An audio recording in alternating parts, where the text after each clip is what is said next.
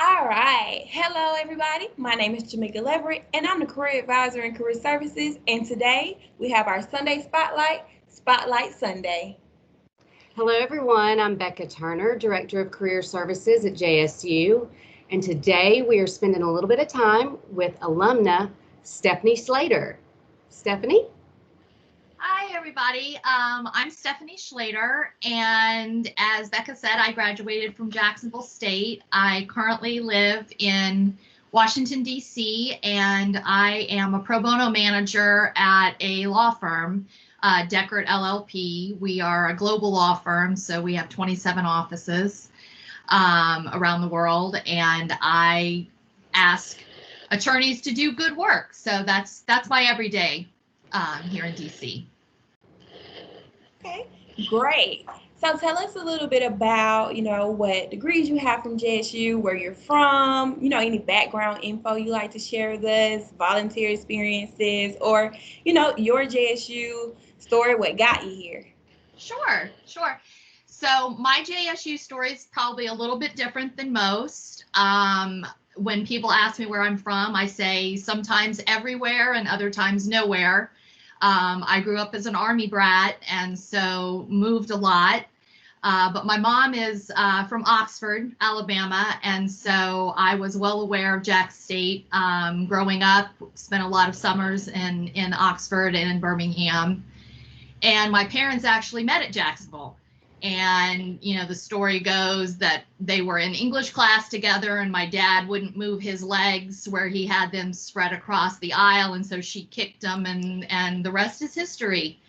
So I ended up coming to Jacksonville because my parents were transferred to Japan and I was currently at a community college up here in Northern Virginia.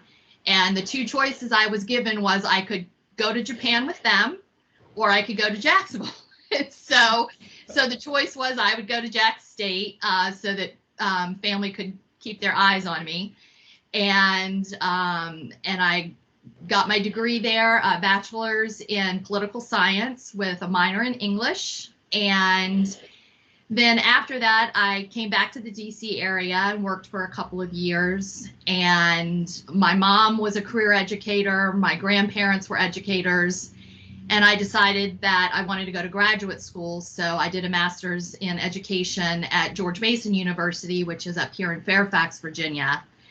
And I was a high school teacher and coach and advisor in Northern Virginia, actually at the high school I graduated from for 6 years and absolutely loved it. But I had always wanted to go to law school. And I think part of that came from my education at Jacksonville in political science.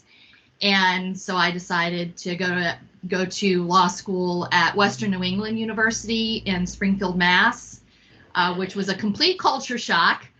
It's above the Mason-Dixon line, and they thought that I talked funny, and I thought they talked funny. But it was a great experience, and I've been in practice here in DC, I guess, for 10 years now. So, yeah. And as far as kind of volunteer work or outside activities, when I was at Jacksonville, I was a Delta Zeta, which I'm very proud of. I think that really instilled in me the idea of volunteering and doing work for people that need help. And I was a cadet with the ROTC program, which obviously my background as an Army brat, that was kind of a natural choice. And I've really continued that, throughout whether I'm working or not working. When I was a teacher, I was in charge of a leadership class where we had a volunteer component to that. I helped run the National Honor Society. And so this idea of volunteering and helping out in the community is something that I take very seriously, which is why I was really drawn to the pro bono practice with the law, because all we're doing is helping people with legal problems who otherwise wouldn't get the help that they need.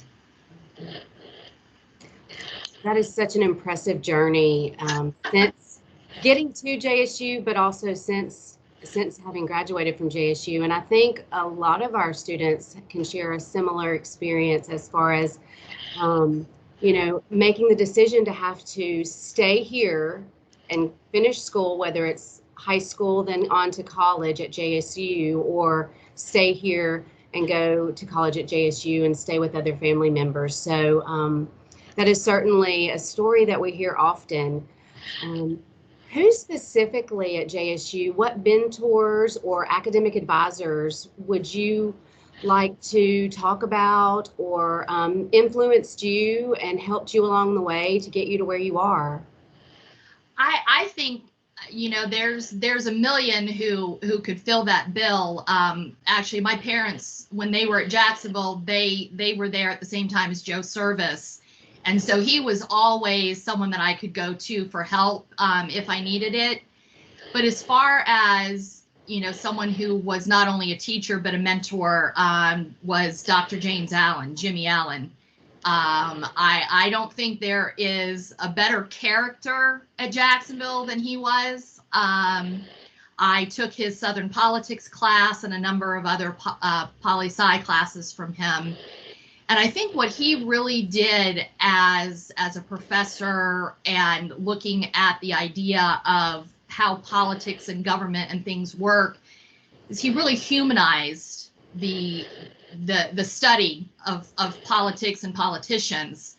You know, his father was in political life, and you know, you would start talking about different politicians, and a switch would go off, and he would say, "Oh, Daddy said he was a bad man," and you knew that while we laughed at that, what he meant was that this person had gone into political life for one reason and had been somewhat corrupted by the politics themselves, that they were no longer in politics for the reason of representing others, but they were in it for themselves. And I think that really stuck with me, and that has kind of carried over into what I do in my life at work, what I do outside of work with my volunteering. I'm active in political causes and campaigns, and I think, you know, his idea that you have to find something that's meaningful to you, and that can be politics, but you have to remember why you're there. But he was fantastic. Great. And again, that's something that we always talk about, and it seems that all of our alumni that we've interviewed so far have emphasized is having someone as a mentor and having someone as a guide that can assist you. So do you think, or how do you think having a mentor or having a guide has impacted you and your career and your career choices? Well, I think one of the things that Dr. Allen, but also others at Jacksonville, did for me is they gave me the confidence to go on with my education, to continue my education. In fact, Dr. Allen wrote my recommendations for graduate school, and the idea that I should challenge myself and go further. And I shouldn't think, oh, well, I didn't take the right path, so therefore law school isn't an option, or I didn't take certain classes and therefore, you know, graduate school, or I don't test well. That you can do any of the things you want to do, you just may do them differently than others. And I think, you know, that was an overarching theme, that that support academically from professors at Jacksonville was really what kind of kept me going. That is such great advice, as far as our students, and you know, we're all different learners, we all have different gifts, and I love that advice that you just gave. Thank you for that. What key skills or factors would you like to share for someone that is considering a career in a global law firm? What skills and factors are essential in a career such as that? Well, I think, you know, for people who are interested in the law, one of my best pieces of advice is to not go straight to law school right after undergrad. I think there is an advantage to taking a year or two off, because you learn a lot about yourself, what you care about. And I think if you take that time, you go to law school for a different reason. You know, a lot of people who go straight through, I think, are really just trying to avoid making life decisions. And you then come into the legal profession, one, with experience at a job, which is beneficial. But I think, you know, looking at how you can be successful, whether it's at a law firm or other places, I think the biggest thing for students especially to understand is that the only thing you have in your professional life is your reputation. And if you ruin that reputation, you're not going to be able to get it back. So that means, especially in a law firm, but even as a teacher, your work should be beyond reproach. You should put your time and your heart and your efforts into what you're doing and make it the best that you can. And I think another thing is to never tell a lie. Even a little white lie is a problem. And if people learn that they can trust your work product, that they can trust you as a person, that goes above and beyond anything else you can do, or you didn't go to the right school or whatever. And then I think one of the things that I learned from my parents, my mom especially, was the people who are the most important in any organization, whether it was at the school or at the law firm, are not the principal. It's not the managing partner. It's the people who make it run every day. It's the support staff. It's the custodians, it's the secretaries. And if you treat them poorly, you're going to have a very difficult time. And so I have always been extremely careful to say thank you when a secretary does something for me that she doesn't have to do. You know, when I was teaching and the custodians came and cleaned my classroom, I thank them every day. That is a hard job. And, you know, now we would call them essential workers because they are. I could not have done my work every day without the work that they were doing. And I think respecting everyone at every level is important in the professional arena. Great. And that was some great advice and some great tips. And I think, you know, even just in a global law firm or in any profession, that's some great advice for anybody to take heed to. I'd like to know more about what advice or what steps would you give students who may be pursuing a law degree? What would you want to tell them, or what are some things that helped you?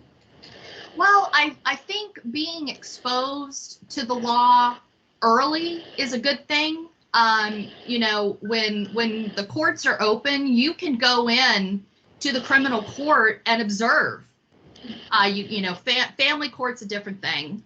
But I think going in and just seeing what it is to be a lawyer and to be put on the spot by a judge every day, taking classes that can expose you to the law, like constitutional law. And that's one thing that I would suggest any students do, is go outside of your comfort area with classes. You know, take an art class. Even if you're not an artist, you learn something. But, you know, spending a summer volunteering or getting an internship at a law office somewhere that does general practice, so that you get a little bit of everything. And I think, you know, once people make the decision to go to law school, the best way to approach it is, what happens if I have to go and hang out my own shingle and be my own firm? You're going to get questions in every area of the law. You're going to get divorce questions. You're going to get, you know, questions. Can you write me a will? You're going to get someone that's had a DUI. You're going to, it runs the gamut. And so when you go to law school, you don't want to say, I'm going to be a tax lawyer. Because if you come out and there's no tax jobs available, you're in trouble if you have really specialized. And so, you know, my advice once you make that decision to go to law school is to dabble in a lot of different things. I ended up taking tax, which I had no interest in, but I learned a lot there were things that I didn't know. And so if someone were to ask me a pretty basic tax law question, I can answer it.